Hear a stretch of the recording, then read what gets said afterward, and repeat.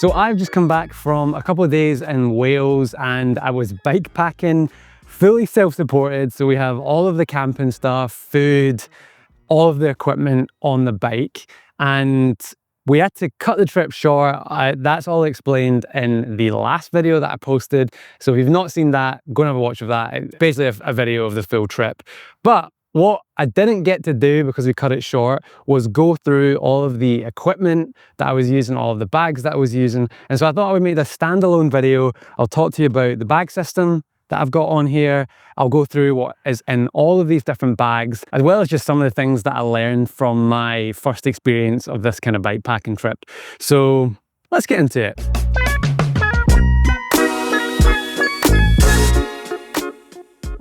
Okay, so let's start with the bike that I've got. So this is my old, trusty and reliable Cannondale Topstone 2, I believe. It is aluminium, and the group set on there is a mechanical GRX 400. The crankset is 600, but it is a very entry-level bike. It was my first ever gravel bike, and it felt like the right tool for this particular job.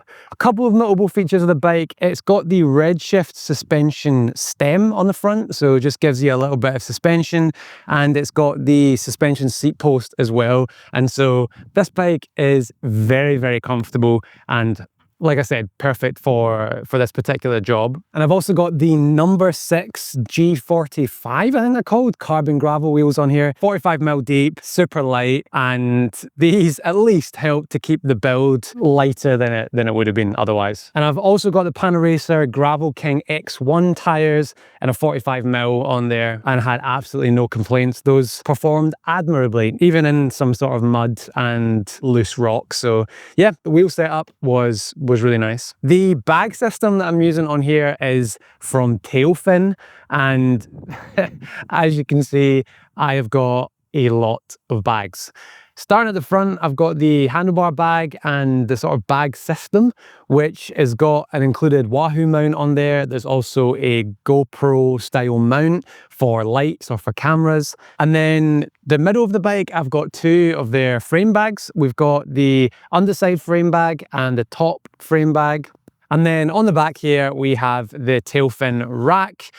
I've got the cargo aero bag on top. I've got 2 10-litre panniers on the side, and then I've got this sort of the carbon fiber rack that holds all of this stuff together.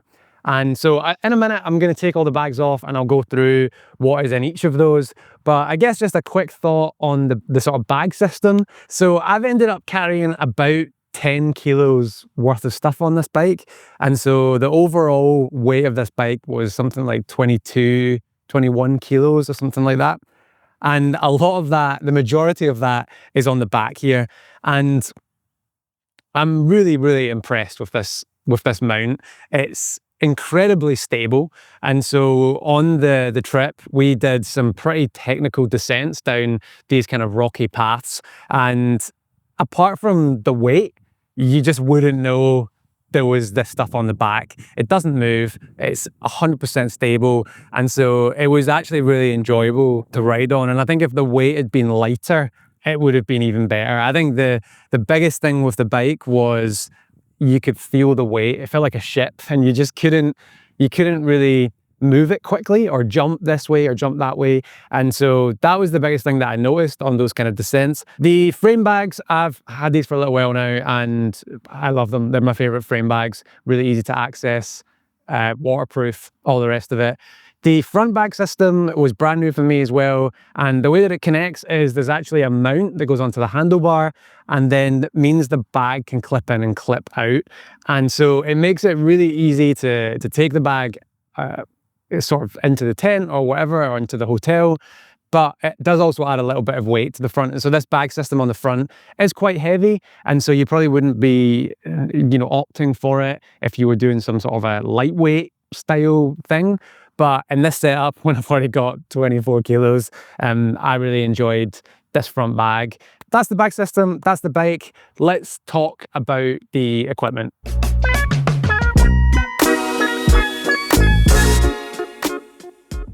So like I said, it is super easy to take these bags off. So you basically just undo the clip mechanism and then the thing just pops off. And now I've got my bag and I can take it wherever I want. So in this front bag, I have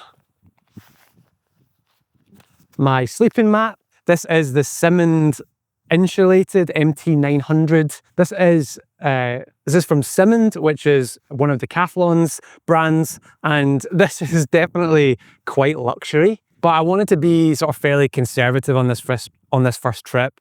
Didn't know how cold it was going to be, and so I thought I'll bring something that's comfortable and is also warm. And so this thing, you know, is going to be able to handle really low temperatures.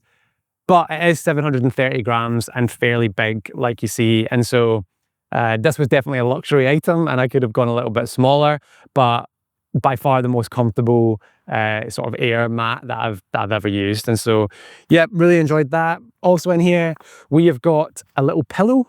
And so this is just a little air pillow that you blow up. Again, probably quite luxury. And if you were doing a real lightweight bikepacking trip, you probably wouldn't take a pillow, but I did. And then the final thing in here is my sort of camping stove setup. And so I've got this cup here, which is a titanium cup, and inside the cup I've got a little gas canister, and then inside this little bag is my sort of gas connector that goes onto the canister. And this is really cool actually. It all unfolds like this, and then you basically just screw it onto the top of the gas canister, and you've got yourself a little stove with your cup to heat up some water or to make porridge or whatever you want to do. Yeah, and so on top of this bag, you've got a stretch pocket, so you can just stuff stuff in there. There's also a zip pocket, and then there's another 2 stretch pockets on the front as well. And so this is really, really helpful for adding additional stuff to the bike when you're out on the trip, or stuff that you want to access really frequently. And so, you know, I use this to stuff a bit of extra food in that I got on the trip. I put my arm warmers in here when I'd finished using them. And that's one of the things that I learned on this trip, is having these kind of little expandable areas that you can add stuff to is really, really helpful, because the tendency is to pack the bike up, fill all of your bags, but then when you actually get out there, there's probably days where you're going to want to add stuff to the bike, you know, extra food, or you'll have taken clothes off and you want somewhere to just stuff them quickly. And so, yeah, really enjoyed this, but like I said, a little bit on the heavy side. And so, you know, you just want to bear that in mind if you're having a look at something like this. So, oh, and another little nice feature that these have is this little air vent. And so when you're basically packing the bike down, it lets all the air escape, which means you can get it basically as tight as you possibly can. And so I probably could have filled this bag a little bit more, like the sides have a bit more expandability, but with this on the bike, I could use my drops. It wasn't getting in the way of my hand position. And so having it this size was just really convenient.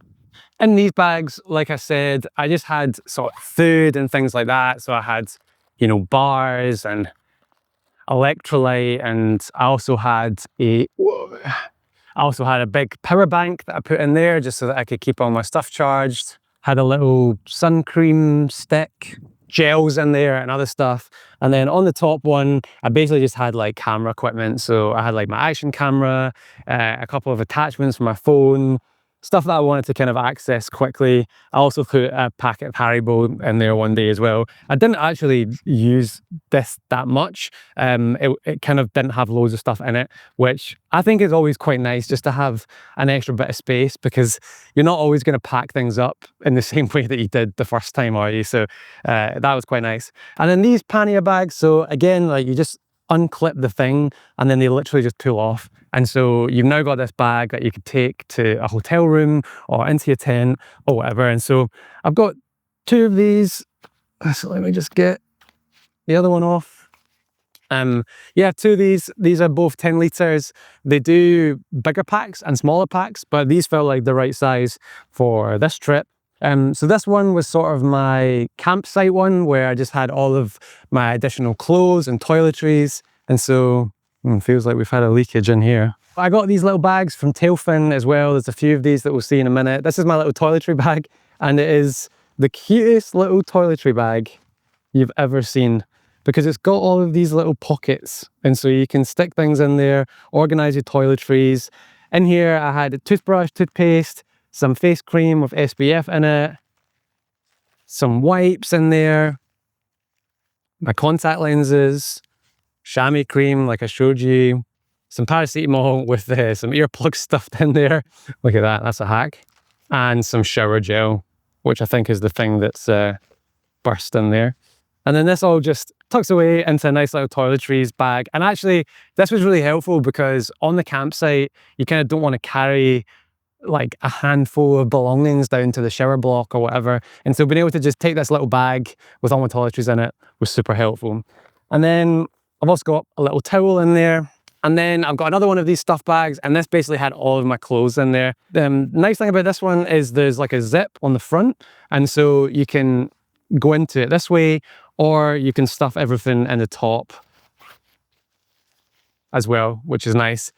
In here, I had like some underwear, socks. I had a long sleeve t-shirt for the campsite, just nice and warm. I had a merino base layer, long sleeve base layer in there for sleeping, pair of shorts for the campsite, and another pair of socks. And I also had in there another set of riding kit, but I used that and it's at home. And so yeah, that was basically my campsite clothes. Again, like this is fairly luxury. You know, you don't need to necessarily bring a change of clothes for the campsite. You could just, you know, wear your cycling clothes, but it's a nice touch. And I think if you're doing it for leisure, then it's nice to be able to have another set of clothes. It's definitely more comfortable and it doesn't take up that much space. So that was everything in the first bag. And then in the second bag, I've got the final of my 3 little packing bags. And in here was basically my wet weather gear. And so that was right at the top of this bag and easy to access while I was on the bike. And again, I went quite conservative here because I hadn't done a trip like this before. I took some winter gloves, a little merino hat as well, just in case it got cold, and some leg warmers. And then also in here, I had some shoe, like toe covers, which I wore yesterday, and so they're wet at home. And I also had my waterproof jacket. It was in here, which very quickly came out of here and ended up in one of these stuff pockets because of it being a little bit wet. I've also then got a puffer jacket, like a like a down puffer jacket. And so that was great for the campsite and also just good for an emergency if you have to stop somewhere and it's cold. I also took a little like musette bag, which is really handy for going to like the supermarket or whatever, so you can take some additional food. I took a spare pair of shoes, which again is probably a luxury and something that you could definitely avoid if you wanted to keep things lighter. I just took these like barefoot shoes that are quite small and quite light, but it gave me something else to change into at the campsite, which I think is good, especially if it's wet, because then, you know, you can let your cycling shoes dry out. Similarly to the other stuff, you don't need to take these if you want it to be a little bit lighter. And then the final thing that I've got in here, which was a bit of a leftover that I didn't end up using, was some dehydrated, like one of these like dehydrated food packs. This was also from Decathlon, and I've got to be honest, these actually surprised me. I had another one, like a lentil dal one. This one's a risotto with mushrooms, and they're quite light, and you can just stuff them into your bag. And when you get to the campsite, you open it up, you boil some water, you put the water in there, you wait 10 minutes, and then you basically got dinner. And they do look, you sort of think that they're going to be disgusting, but I was genuinely surprised how good these was. I don't know whether it was just the fact that I was extremely hungry when I arrived on campsite, but I actually really enjoyed these, and I would say that they're better than anything that you could get at like a little corner shop. And so I would really genuinely recommend these. They're also not ultra processed, which surprised me. They've not got loads of chemicals and preservatives in there. It's mainly just, you know, natural ingredients, a lot of it organic actually. And so having these was a game changer for the campsite. And then finally, we have the main cargo rack. And so I'll show you how easy this is to sort of take off.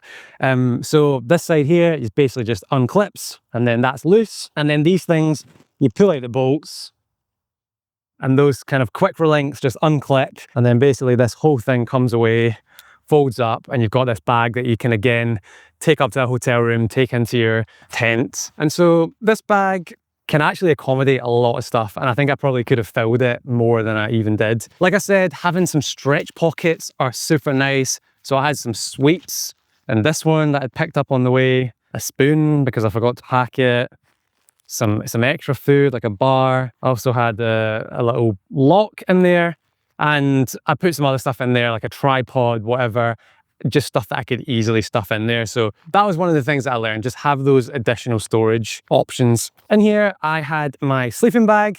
This is also from Decathlon, from Simmons, and it is a very warm sleeping bag. Again, like I said, I was being conservative on this trip, and you could definitely get away with a lighter gauge sleeping bag, which would also be smaller and lighter, but this was super, super warm and a really, really nice sleeping bag. And it's actually not that big if you think about it.